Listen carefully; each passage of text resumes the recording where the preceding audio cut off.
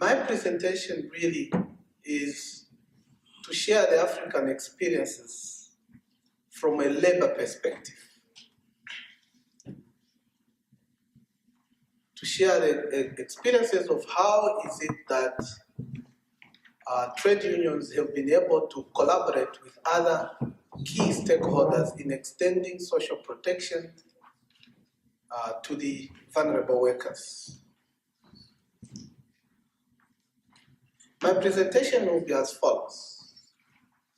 I want to just remind you of the emerging global discourse on social protection. Yes, we've been discussing this, but I think just to remind you of what this discourse is in the context of vulnerable workers.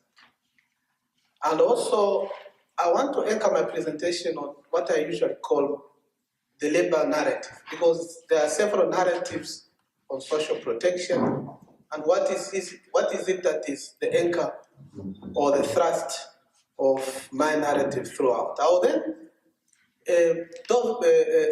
dwell on the issue of the conceptual definition of vulnerable stroke precarious work, and I've tried to link those two because that's what literature really deals with.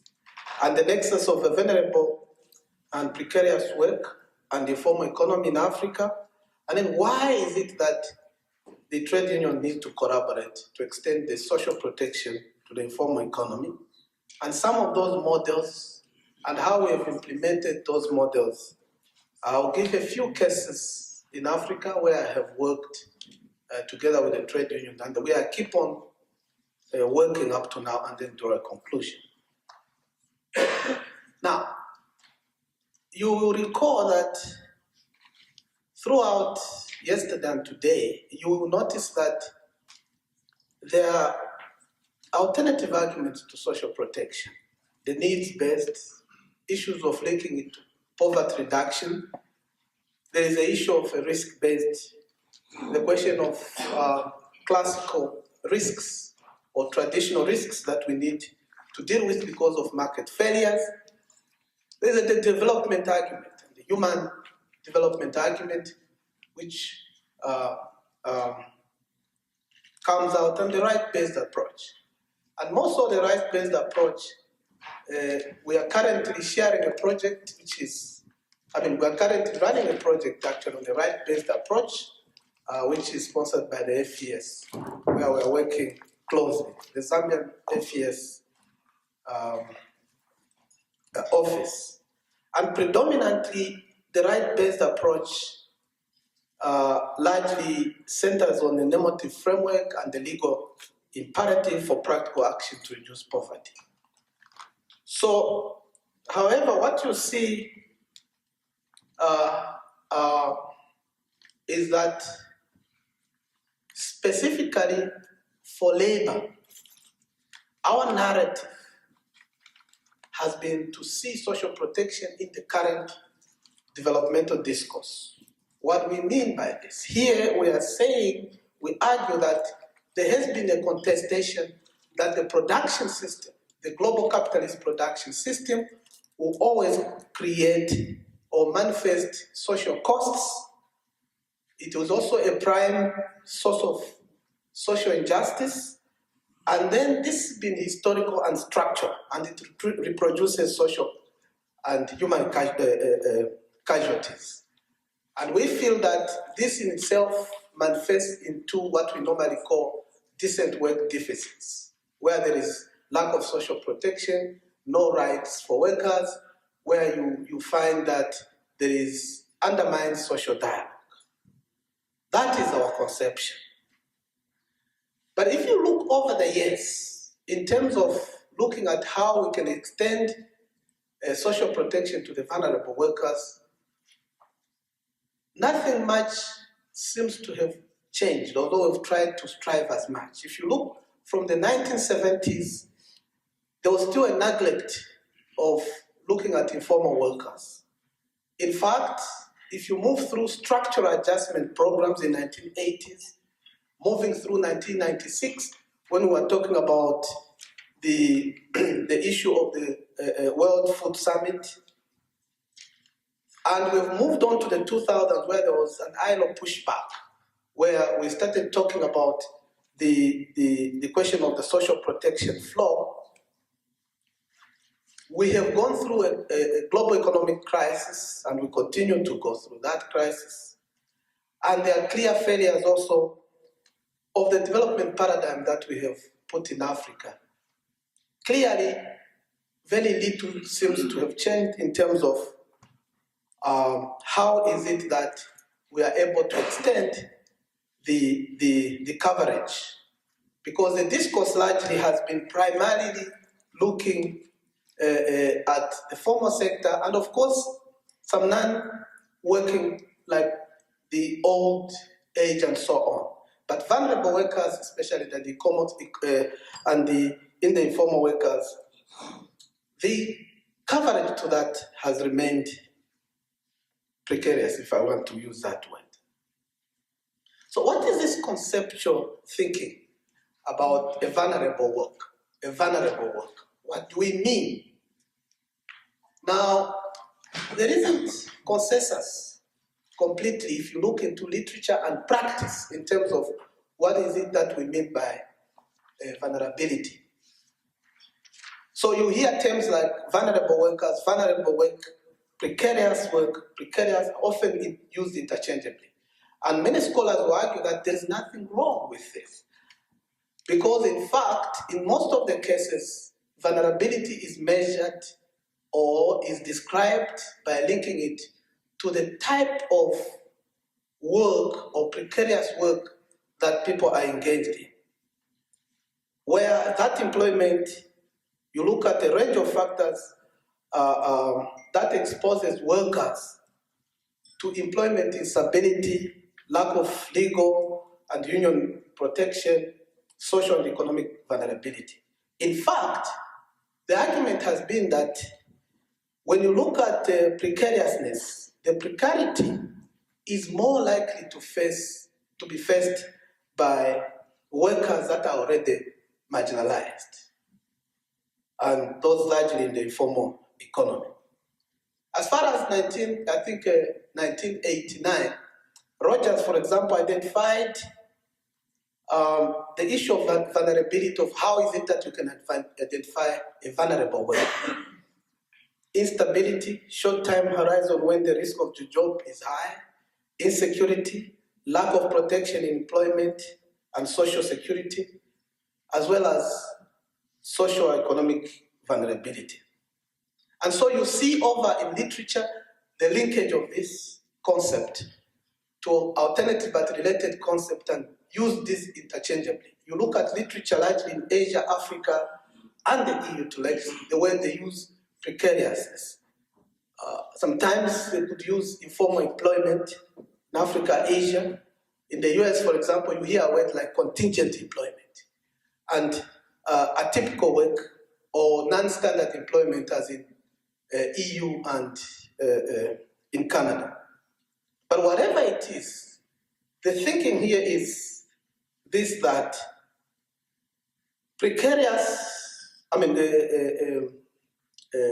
vulnerability of work and precariousness can be highly linked. As you see here, those two definitions talking about insecure, low pay, places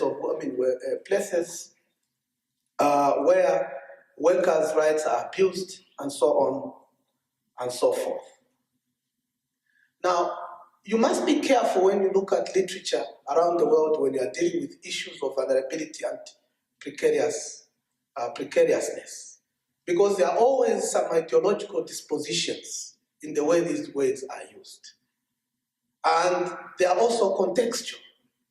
So, if you scan into Western neoliberal literature, or others will call it liberal literature, you see them bringing out issues, 4 drivers which are identified, of precarious and vulnerability, where they are talking about issues of precarious and vulnerability being related to deunionization, where workers' capacity has been undermined, or they link it to issues of financialization, where you have the growing power of Wall Street and investors, and the rise of the shareholder concept undermining or diminishing workers in the process.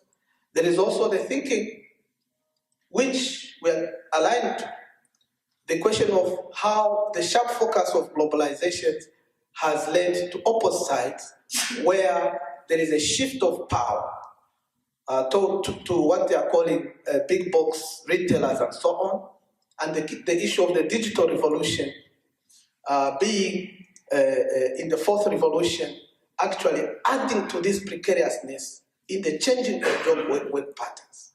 So that is a kind of conception that you see. But there's clearly an agreement, really. But the problem we normally find is a challenge in measurement of this vulnerability. And why? Because precariousness or vulnerability work is not a precise statistical category. I know that now the international statistics have been talking about measuring this vulnerability, but because the challenge is that it covers different aspects of relationships, and also the existing statistical categories, say part-time work, temporal work, fixed work. In some cases, for example, some part-time may be stable and not necessarily precarious. And so also what you find that much of the precariousness may not be also taken into account in the national accounting system. So there is a challenge to that. But for the purpose of our argument here, we are saying that vulnerable workers are those that largely are involved in precarious work. And vulnerable workers are those largely in the informal economy and can be defined by the structure and context of informality in the country or nation or whatever context, with conditions, among others, what I've listed there. Temporary work, no social protection, no union, no legal, just to put it more simply. That's what can be vulnerability which we are looking at. So there is actually a clear nexus or link between, on the two concepts on vulnerability and informality. Because if you look at the definition of work, which Professor Olivia was talking about, that changing of dimension of focusing informality now, not as on the enterprise, but rather on the employment. You will see that we are talking about economic risk and the type of authority over establishment.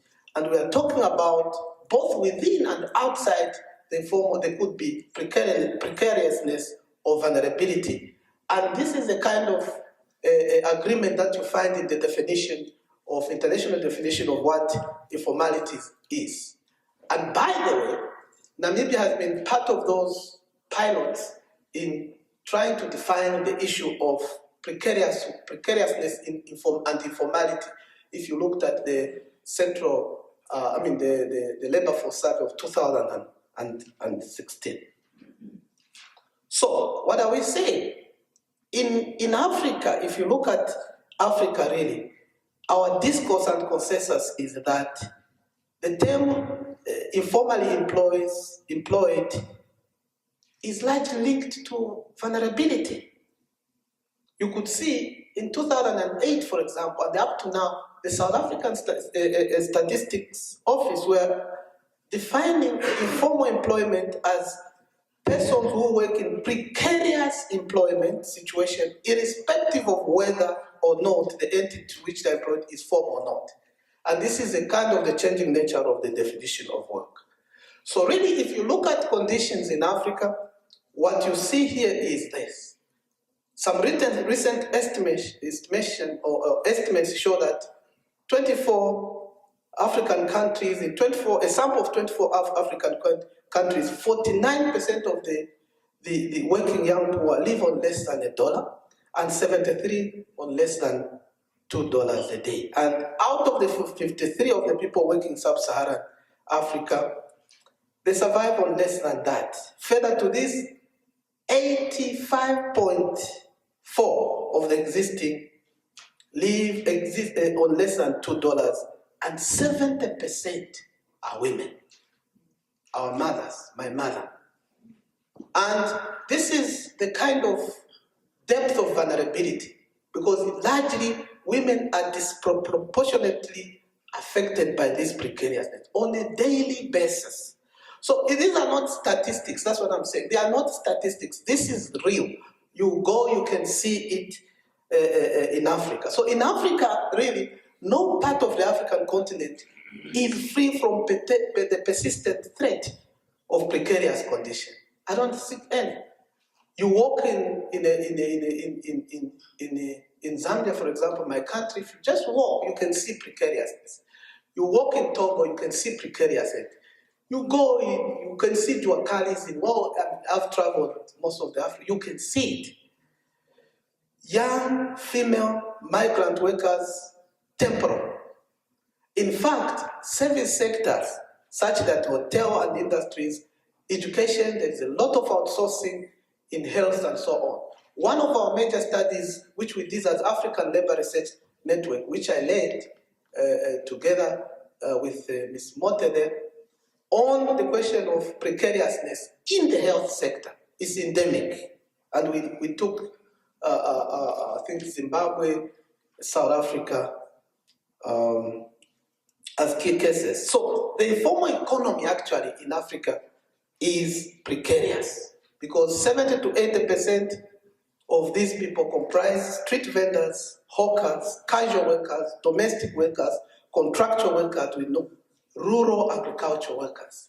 I think the LFS labor force survey in Namibia has shown the most vulnerable are those on subsistence agriculture and those on account workers are the most vulnerable, if you wish. So really, why am I talking about collaboration of the labor, trade unions, and other units to be able, other collaborative partners, and we're doing this practically to see why is it?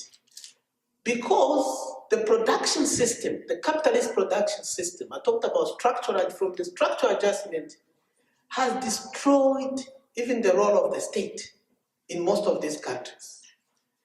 Clearly, privatization has taken root, and loss of jobs, and so on and so forth. The industrial base low, and workers now face one of the most onslaughts of capitalism. And they need to organize. Workers need to survive. And also in the context that I've shown that the concept of the work is no longer a formal job as we used to think a long time ago. So it is clear that for us as trade unions, work is work. A worker, whether they're wearing a necktie or no necktie like myself, they are workers. Because there are people, there is precarious work even in the formal sector. So we also think that what you call the informal sector brings a lot of economic benefit. That there is greater productivity actually in the informal sector than you may think. So, for example, we have cost savings through sharing of services, transport, and so on and so forth. I've given an example here of Oromia Coffee Farmers Cooperative Union in Ethiopia, where workers these are workers, they came up together to do that. So there is a benefit. Those are workers, so we need to extend and organize as trade unions. And there is also a social benefit to it, that although they are excluded from social protection, these workers have already some solidarity traditional groups, which Professor Olivier was referring to. Mutual health benefits, community-based. So they're already organized, if you wish, in most of the cases. So we need to be able to collaborate with that. And that there is also a societal benefit where, yes, they may lack rights, they may have no representation of a voice, but some of them have need to form membership-based organizations, or have already formed this.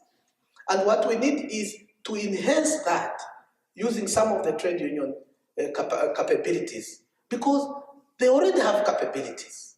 You work with them, not for them. So that is the collaborativeness which we are talking about. And so in the trade union movement, where we realized this a long time ago, and we've been, these are the experiences I'm going to share now here, that we need to reinforce trade union strategies in organizing the informal sector. And models exist. And some of the models, if you look at here, you will see that you can use different kind of models. You can actually engage in what we are calling intense union involvement, where some individual informal economy workers or work groups, you can recruit this into existing trade unions. Malawi is one example of that. Okay? Or, and Ghana, we've done that there. Okay? The Zambian case is different. I think Comrade, it's closer to that, but it's more collaborative. Comrade Kashiwa will just talk about that. Or you can promote an informal economic trade or establish alliances. That's one. Where, for example, like the Zambian case, he sits on the executive core and he leads it. Kilia is closer to that. There are also where marginal trade union involvement, where already they are organized and you can promote the freedom of association. Because legally, within the legal framework, trade unions have the recognition to be able to do this. So where they have not recognized them, you may wish to help them that. Initiating support also to this. And at times, you don't need any trade union involvement per se. They are all self-organized and they may move into unions. So there are different kind of models. And I've tried to explain this here. I've put them there so that when I share the slides, you may be able to see this. Organizing special groups, categories, and building alliances. This is what I've talked about. Involvement of trade union with conducive legal and policy regulatory framework, giving them organizational support, and so on and so forth. So you may ask, you academics, you like talking too much. Where have you done it? You may ask, you talk too much theory. Where have you done this? No, I'm not that kind of academic. I'm an organic scholar. I work with my hands with people. That's why I'm here. And in 2015, we did carry out a comprehensive study under what we call the African Labour Research Network. For the purposes of those people who do not know this, we started this network in 2001 to build reason to back evidence-based research for trade unions. Because the kind of terrain and contestation which is brought to the fore on the world platform is that you got to build your reason with evidence. And so this is a critical kind of network where we have a group of research institutions. Larry is part of them, Naledi in South Africa, Ghana, Zambia Institute for all this will come together. Now in 2015, we compiled and documented, we wanted to see the relationship between the informal workers that have been established. And clearly, we found out that there were several of these in Nigeria, Ghana, Kenya, Namibia. There was, we are establishing in Namibia, not as much, Zambia, Zimbabwe.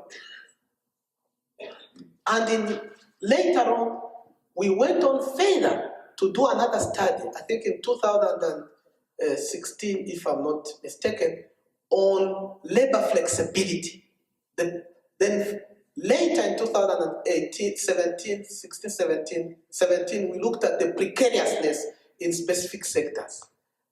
And last year, we were now moving on the issue of precariousness in the construction sector.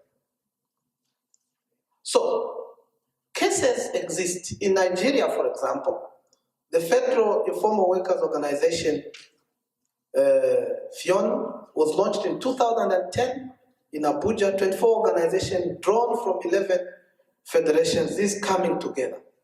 And these, we are working with them. We even had a meeting recently, the right-based approach, recently in Pretoria. Salarium, here, the Labour Congress has approximately 144 plus from the formal sectors, plus 555 plus members from the informal sectors. So these, the two informal trade unions representing street vendors in a broad sense, and what they call the motorcycle taxis. Those of you who have been to West Africa, when you enter the road, it's just motorcycles. Huh? So organizing, those are well organized in Silarium. In Kenya, COTU working with the informal sector and working with StreetNet on most of those kind of issues. In Ghana, First National Union for Workers in the Informal, here it was established in 2013. It is affiliated to the Trade Union Congress of Ghana, TUC, Ghana TUC, no, we call it Ghana TUC. It has 14 informal workers association, 79,000, that number has increased, and it affiliated trade union members in 2016. In Zimbabwe, there is a robust kind of chamber, what we call the Zimbabwe Chambers of Information Associations, with about 150 members. These work together, and they operate as a third force, and they work together very closely with the Zimbabwe Congress of Trade Union. In Malawi, we have a union here initiated in 2000. This one deals with several occupations of workers in the informal economy, home-based workers, street vendor, waste pickers, construction workers, domestic workers, small-scale tea farmers. This also is an affiliate of the Malawi Congress of Trade Unions. In addition, if you go to Benin, we have, you can see those examples. In Mozambique, for example, in Tanzania, working with Trywell, for example, our research has shown that, and we have a lot of case studies on that. Uganda is also working, and Zambia, I think Mr. Kashiwa can vouch for us, and I think we have Tanzania here. Maybe they'll have that. These have been accepted as former members within this. So, clearly, in conclusion, what you see is that informal economy workers face a lot of problems, but they may sometimes pursue some goals which may be different from the formal sector. But we might find a way to be able to collaborate with them. So they may not bargain with an employer like the kind of trade unionism that we do in the formal sector, but they bargain with a variety of national authorities. You ask Mr. Kashiwa, he will tell you how is it that he has worked. And sometimes even authorities arresting him. So we need to adapt, because trade unions are membership-based organizations. They need to adapt, and we are adapting. And we have to open up. There should be no fear of loss of identity. And we should be engaged in collective bargaining, both formal and informal, and work with these people.